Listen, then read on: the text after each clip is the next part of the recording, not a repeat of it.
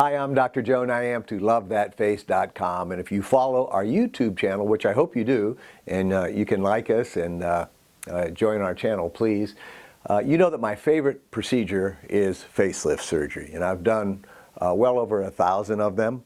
And the biggest problem with facelift surgery is that there are so many misunderstandings that patients have. And nobody even likes the word facelift. And a lot of the problems and reputation with facelift surgery has to do with the old days, so to speak. So it's not uncommon that people come in and they say, hey, Dr. Joe, do I need a full facelift? And I kind of always kid with them. I say, no, we can just do one side, just do half of a facelift. So let's talk about this a little bit. What is a facelift?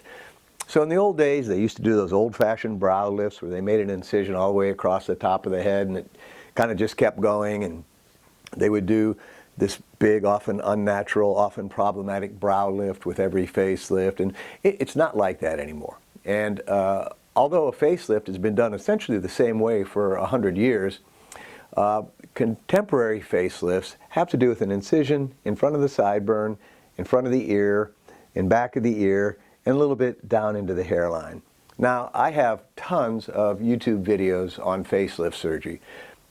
From everything about the theory to the step-by-step how to do it, and if you search our name under YouTube, you'll see some of those.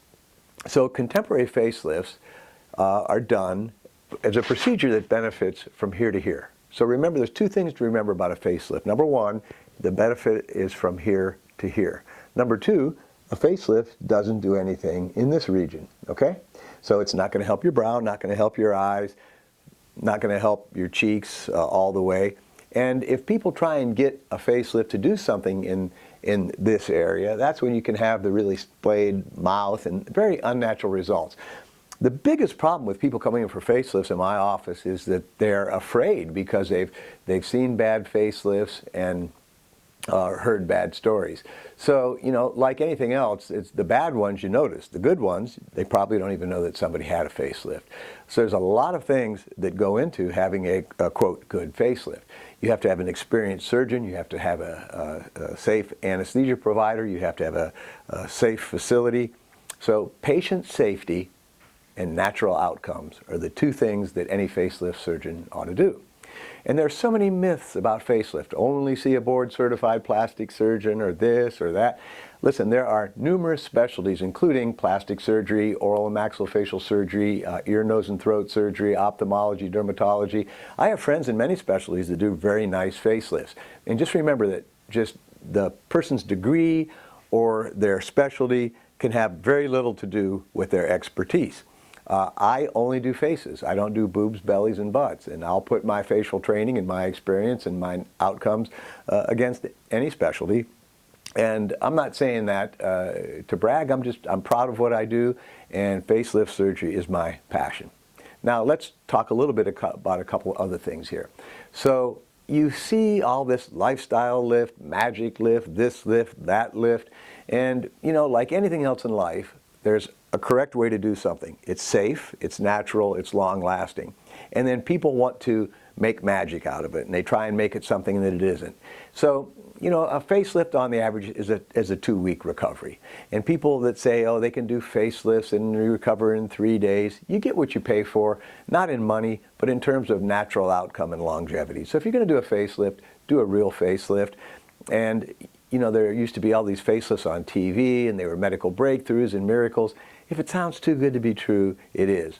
We do several facelifts a week, and for me, that's a lot of little needle point and a close-up surgery and everything. If there was an easy way to do this with an easier operation or a machine, then nobody would do facelifts. So there is a right way to do it, and there's a wrong way to do it.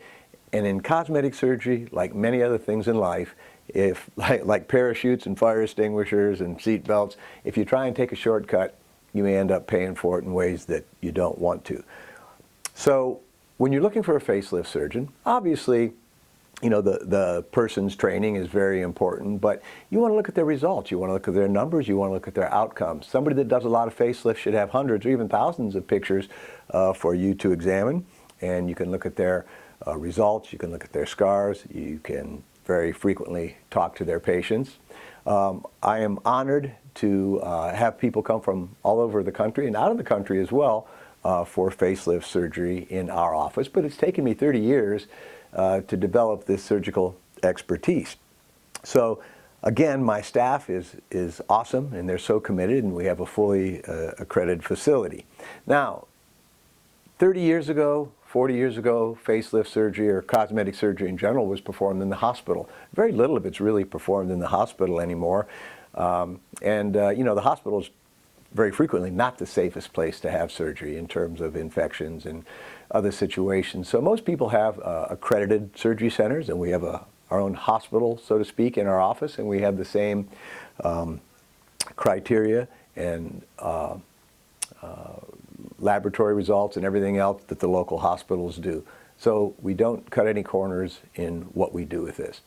If you're interested in facelift surgery, again, I have so many little videos out here on YouTube or on my website, lovethatface.com. I've authored about 6 books that either had chapters on facelift surgery, or my most recent book is all about facelift surgery, and it's just something we love to do. So look at our materials, and if you're thinking about having a facelift, I'm happy to talk to any patient at any time. I'm Dr. Joe Nyamtu, lovethatface.com.